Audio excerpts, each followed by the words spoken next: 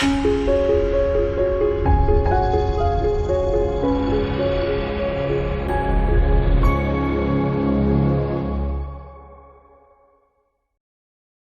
I say thank you so much, everybody who's here.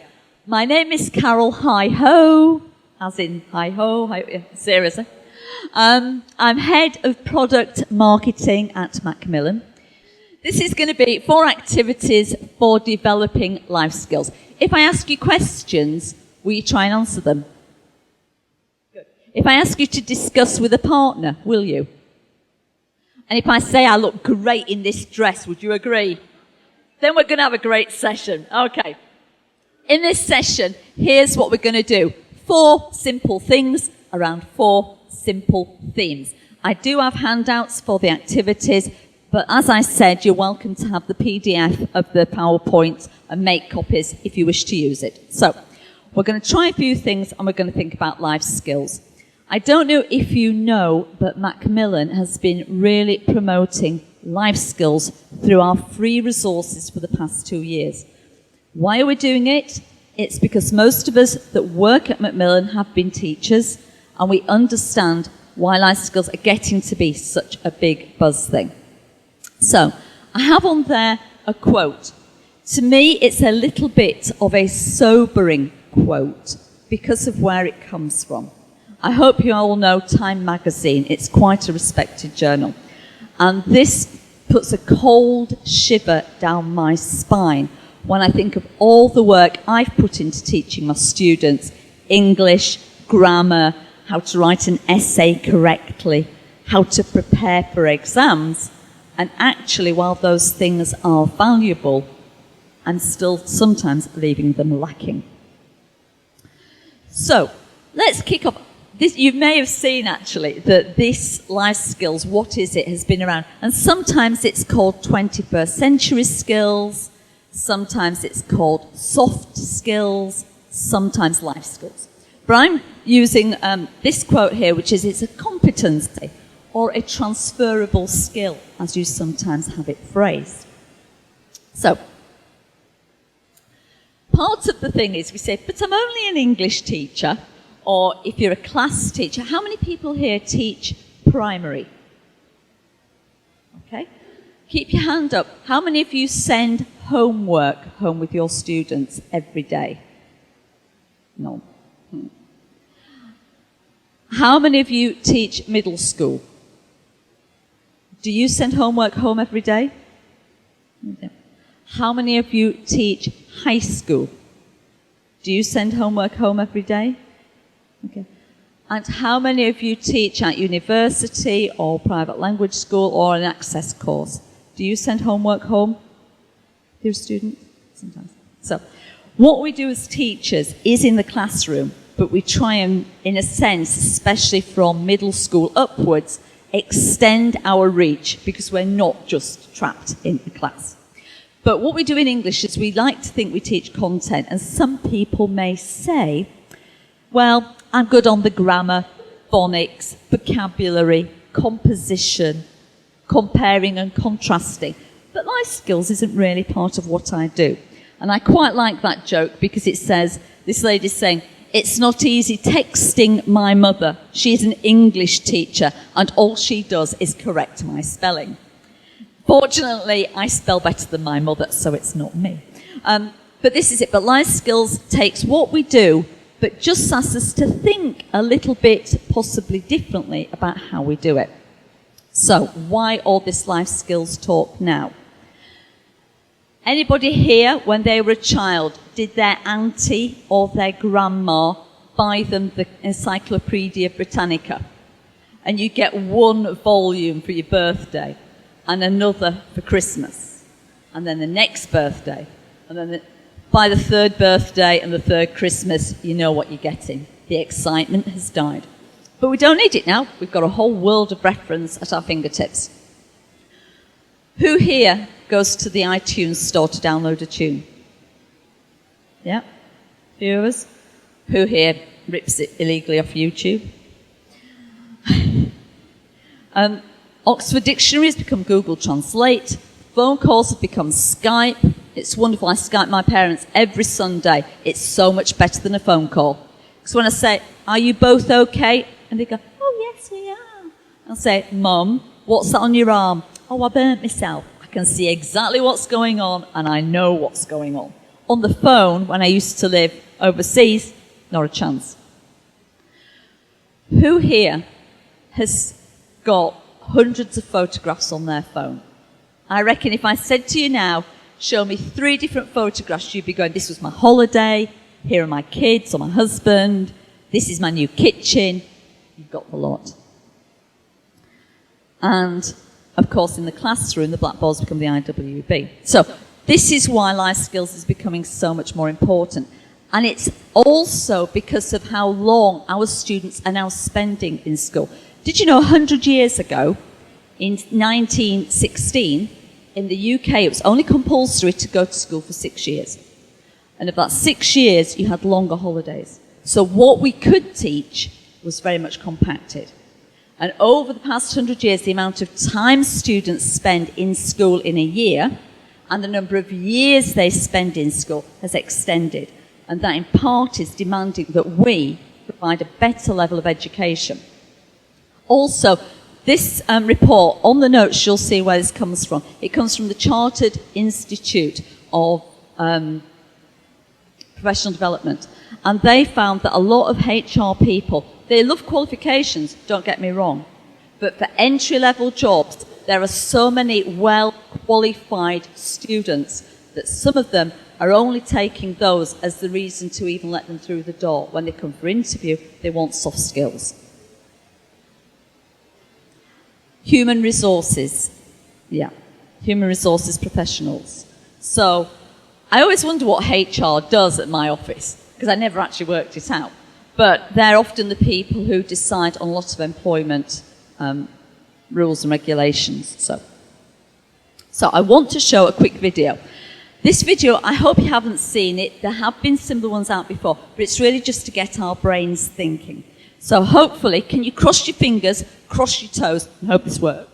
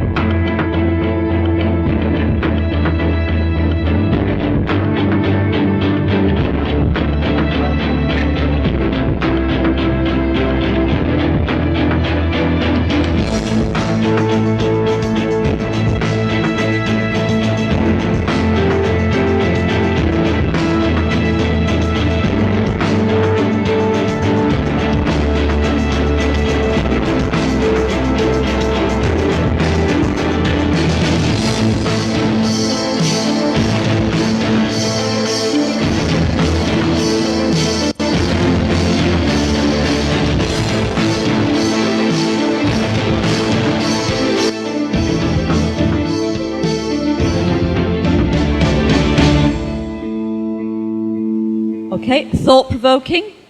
I don't know if you'd seen it before. Like I said, there's a link to it on my PowerPoint. No worries. So, that's why all this life skills talk now. If you read the abstract, you'll see that I said I was going to touch on just 4, though there's plenty more. So, let's get cracking. I want to start with time management. If you teach primary, do you just teach one class all day, or do you have classes moving in and out, so the students have to swap over? One class? One class. So actually, for the students, their need to manage their time isn't really relevant because they're with you pretty much most of the day. And I don't know if you have a bell or a gong or something that tells them when to go for break time, when to go for the lunch, when school finishes. If you teach in a PLS, you may well have a gong system that says that's the end of a certain section, go to a different sport. I taught at the YMCA, and I swear half the reason the kids did my English class was because they got subsidised football or netball or something else, and they loved it. But anyway, so let's look at time management. I was going to attend the time management seminar, but I couldn't fit it in. Anybody feel like that? Because I do. I like this play on words, because when it comes to time management, is time running away from us, or are we running away from what we have to do in the amount of time we have? Which I think is a nice little wordplay. But it's actually about a more creative use of time. So I think most people in here have got a pen and paper. We're going to do a really quick activity, which I have copied so you can take it and do with your students. So I'm going to put up 6 questions. The answers are either A, B, or C, and you may choose any of the 3 answers. And what you have to do is write down your answer to each one. You can discuss it in pairs if you like, but obviously we're a little bit short of time. So as the questions come up, I'd like you to write either A, B, or C. So the first question is, how do you feel about time? And you've got one of 3 choices. So for number 1, choose either A, B, or C. Yep. So the first choice is, how do you feel about time? A, I never have enough time. B, sometimes I don't have time to do everything, but usually it's okay. C, time, I have a lot of it. So A, B, or C. That's it. I've got this printed out, and you can have it on the notes afterwards if you like. Question 2. Do you arrive on time for things? A, yes, always. B, sometimes, but not always. C, no, I'm always late. Question 3. Do you often have nothing to do? Okay, we're all teachers, so I know the answer already. No, A is no, I'm always busy. B is sometimes. C is yes, I do. Question 4. How often do you check the time?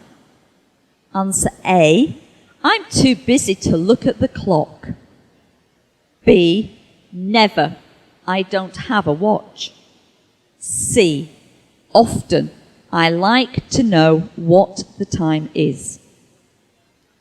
Question 5. You have something important to do. How do you feel? A, I'm not worried because there's a lot of time. B, help, I have 1,000 things to do today. C, forget it, I can do it tomorrow. And the last one, number 6, how do you work or study? A, I just work until I finish. B, I take a lot of breaks to watch TV and chat online. I can see some smiles. C, it's difficult. I never have time to finish my work or study.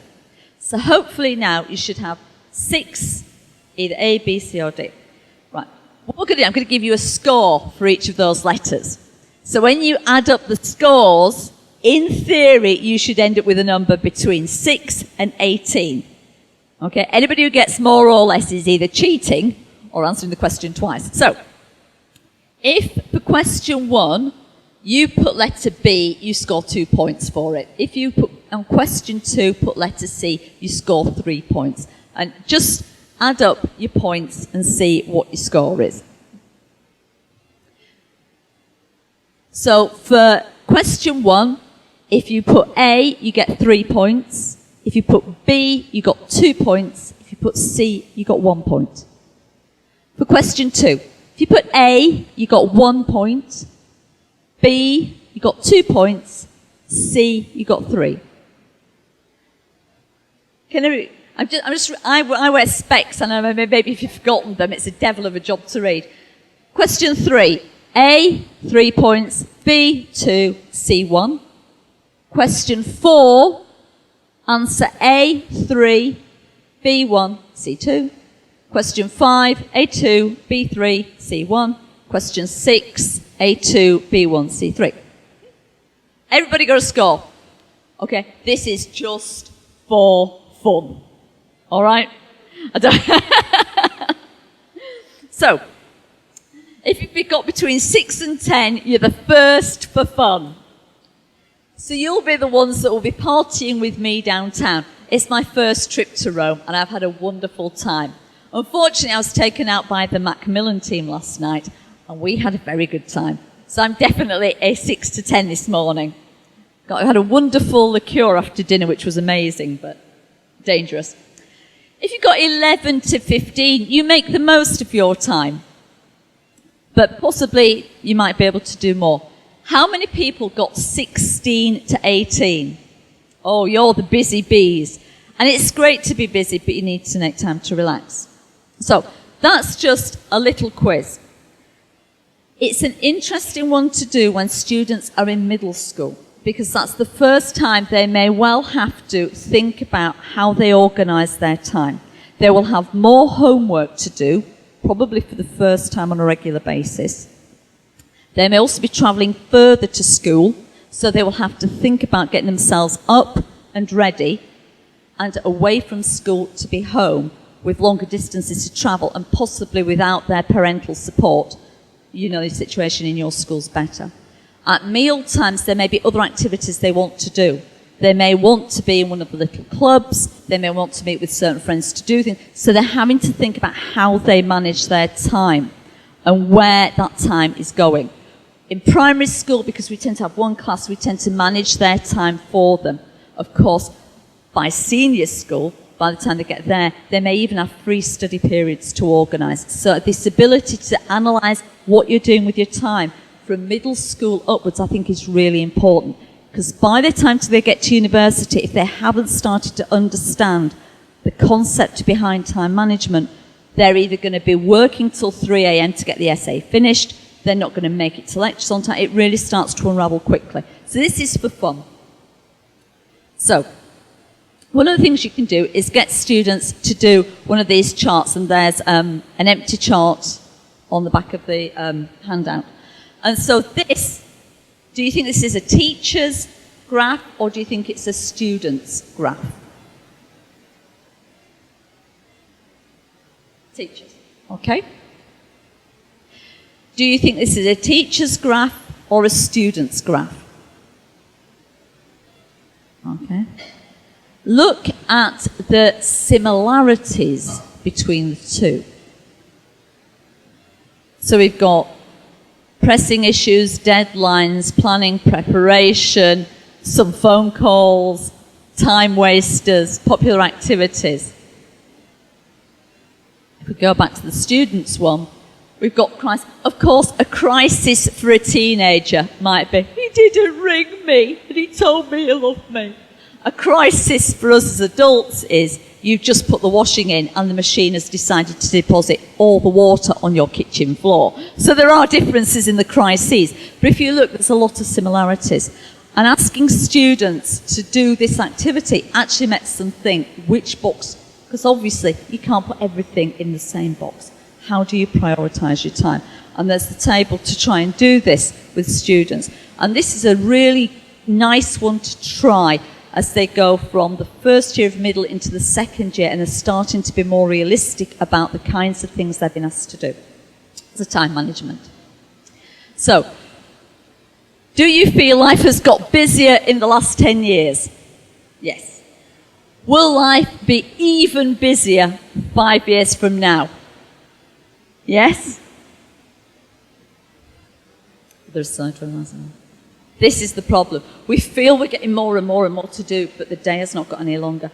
But we seem to start work earlier, and we take a bit more work home, and then we put those couple of hours in on a Saturday that we weren't going to do, but if we don't do them now, it's on our brain all week. And our days have been extended, but there are still only 24 hours in a day. So I think that's an important point. So I said there's the questions, answers, and graph there if you want to take it. Study skills. This is particularly important, I think, for middle and for upper students. The reality of our world. Can I just email you a link to my blog miss of what he did in his holidays? I haven't had this one yet, though I could see it happening someday. Remember, this is back to the I'm only an English teacher. I want us to pretend we've got, this is an exam question. I picked Star Trek because it's very international, and I think most people have at least heard of it, and most of us, let's be honest, have seen it and really enjoy it, especially the original version. So, if the question, imagine the question was what made Star Trek so exciting? Of course, for any exam you can get a question. And you received an answer like this. Now, with your teacher's hat on, how would you mark that answer? Please shout out because we're in a small enough room for everybody to hear. I can see the ladies in the orange. Would you like to tell me how?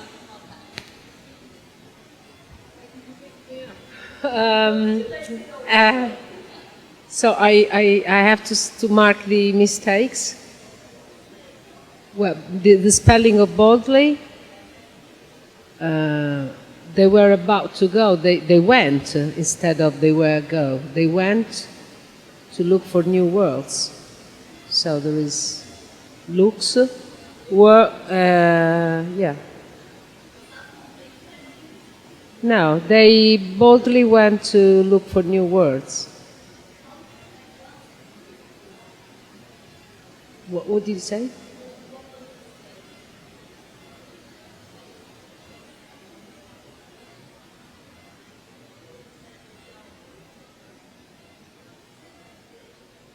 It's 4 point.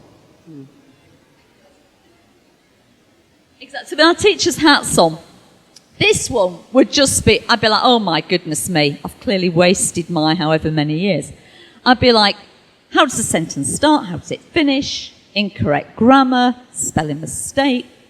And I do all that. And there's nothing, I'm not saying that making sure students understand how to spell correctly, correct tenses, start and finish a sentence, that is all really important. So I'm definitely not decrying that. But what I think we need to do is sometimes push ourselves to a new frontier. As a teacher, if I said, do any of you ask your students to give a PowerPoint presentation? Okay? If you haven't tried it, actually, they're usually surprisingly good. Yeah.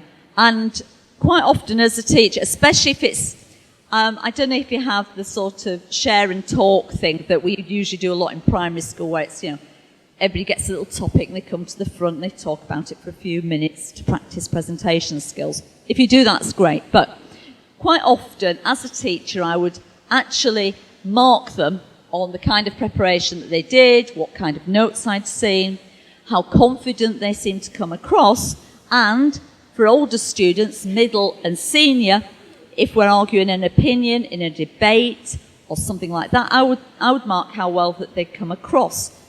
Did they use good eye contact? Did they argue successfully? Did they quote correctly? That kind of thing.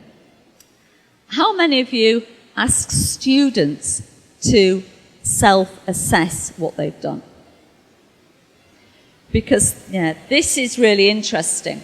Because with self-assessment, it gives that student a chance to say what they thought went well, what they thought they would change. Quite often I find students are more harsh on marking themselves than they should be.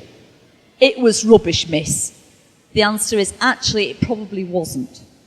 So first of all, we've got to get over that. Of course you do get me, you know, the one who sits in class going, me. And they always think they're brilliant at everything.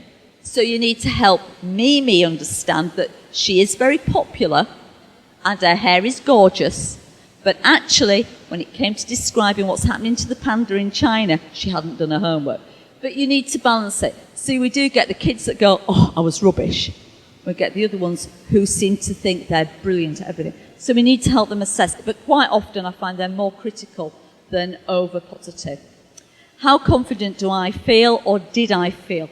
A nice way to ask them. So before they do the presentation, how do you feel about doing it? And then after they've done it, be reflective. And that can also help them understand the audience.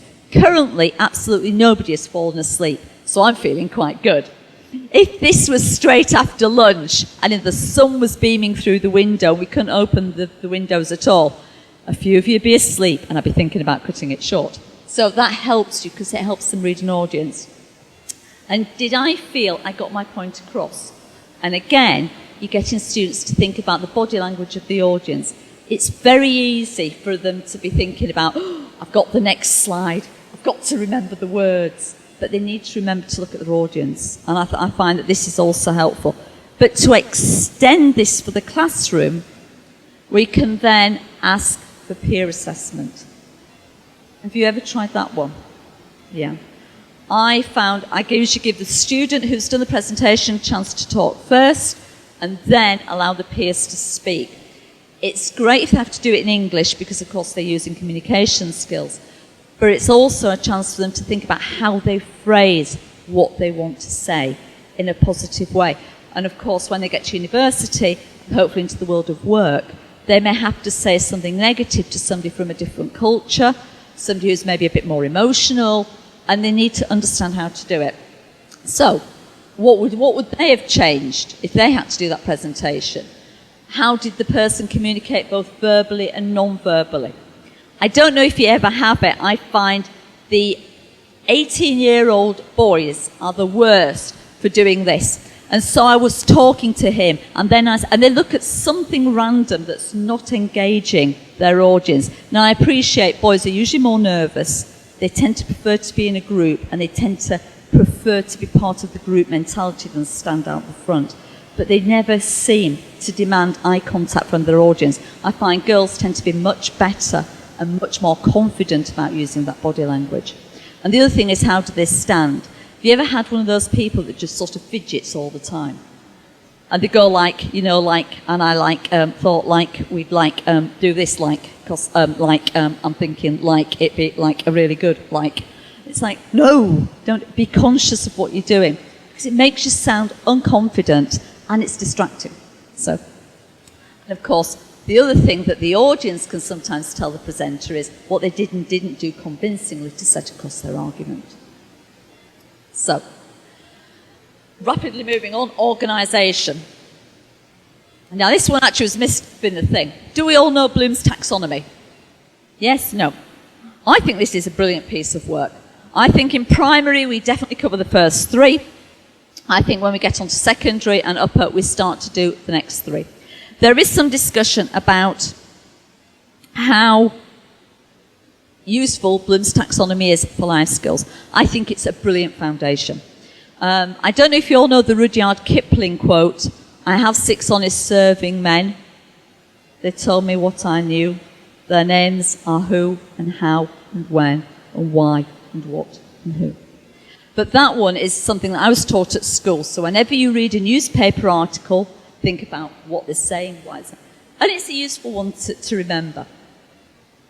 But I think that part of why we need to have this, like Bloom's taxonomy in our brains, is because we need to be organised.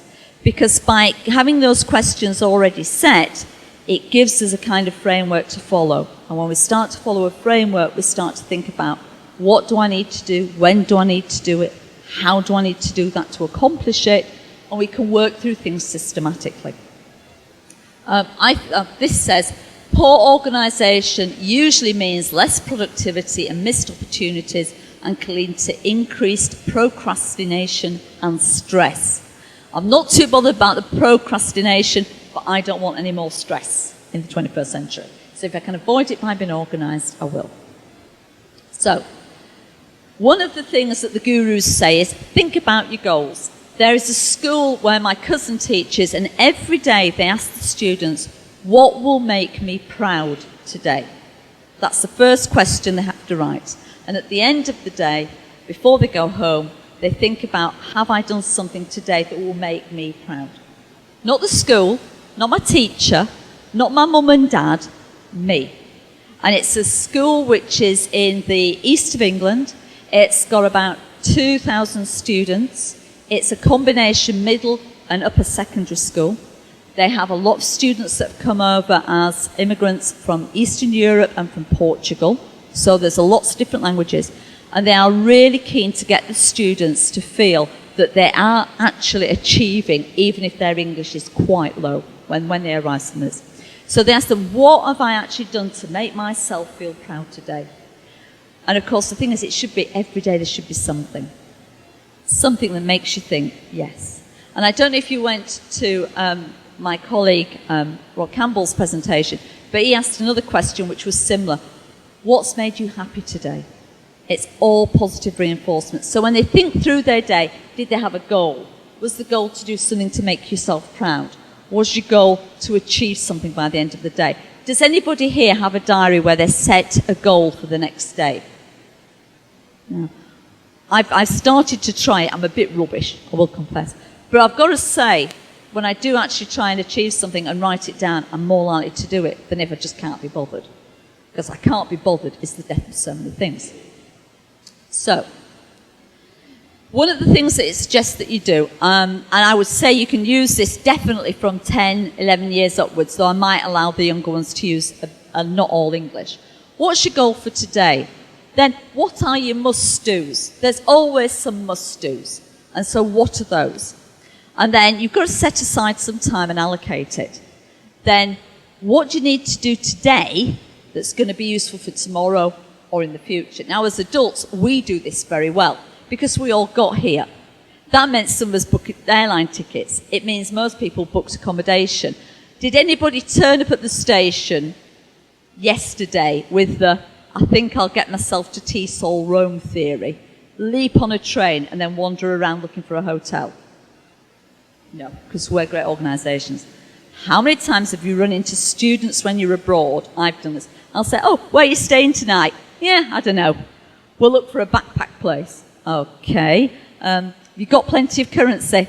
Got a card. What happens if they don't take the card? Find a bank. What happens if the bank doesn't take the card? And I only know this because I was in Guatemala and they didn't take the card in the hotel. So, learn my lesson. And then the other thing is adding 2 or 3 sections of 30 minutes for the expected time. Would this work in an office, if you worked in an office?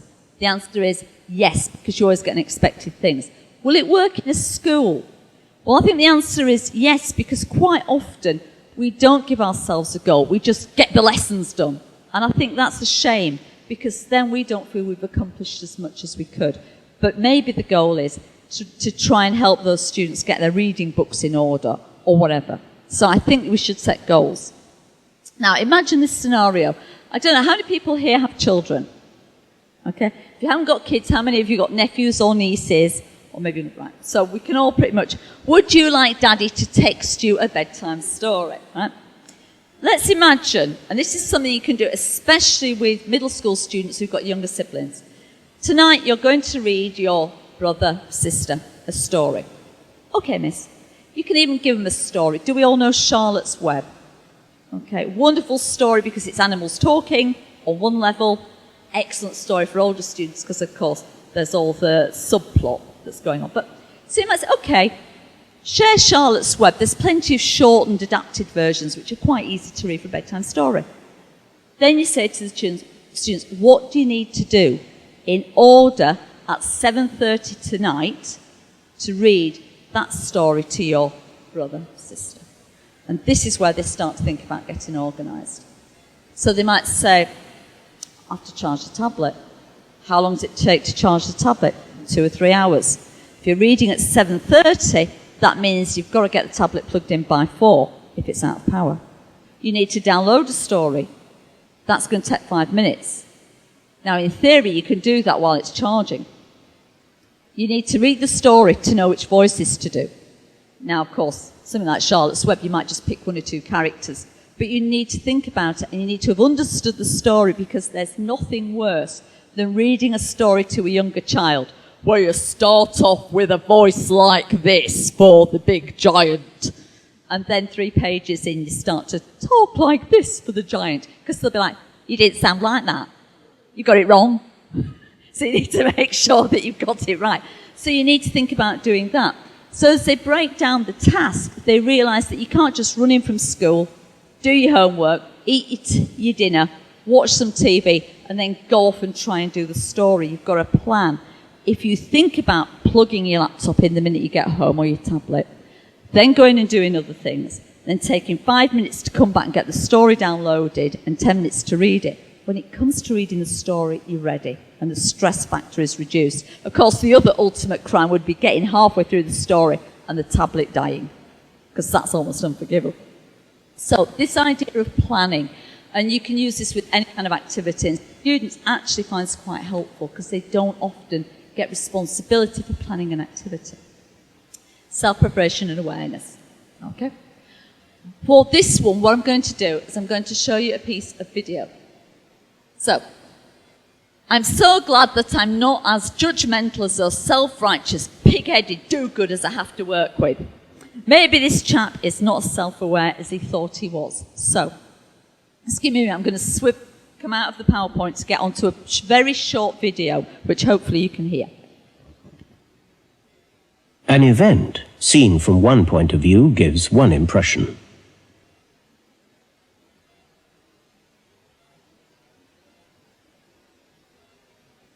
So what do we think's happening? Yeah. A lady, she thinks he's running from a gang. Anybody else got anything else? He's running away from the car. Okay. Yeah.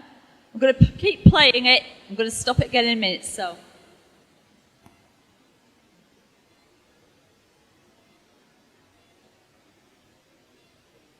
Seen from another point of view, it gives quite a different impression.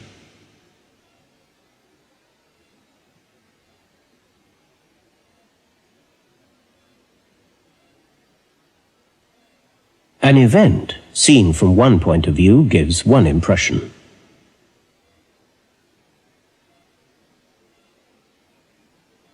Seen from another point of view, it gives quite a different impression. So what do you think is happening now? Okay. How would you describe the chap who's got his back to us at the moment? Would you say he's a punk rocker, a thug, a bully? How would you describe him? And what about the chap in the hat? How would you describe him? Businessman? Okay. Yeah, right. I'll now play you the whole thing. An event, seen from one point of view, gives one impression.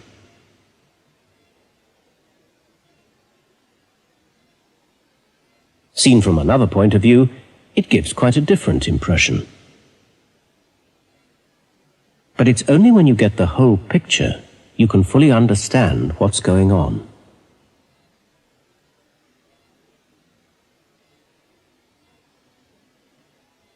That advert came out 30 An event, years seen ago. from one point of view, But it is stuck in my memory because am I really self-aware? I don't know if you all remember what the punks were like in the 80s. They were quite scary and aggressive and all the rest of it. Real load of trouble. People you'd avoid. You've got the businessman who's obviously a tax-paying, law-abiding person. He's the goodie, he's the type, and the nasty thug is robbing him. But then you see the whole picture. And of course the guy's saving him from being splattered. So sometimes we need to be very self-aware of what we bring into the classroom.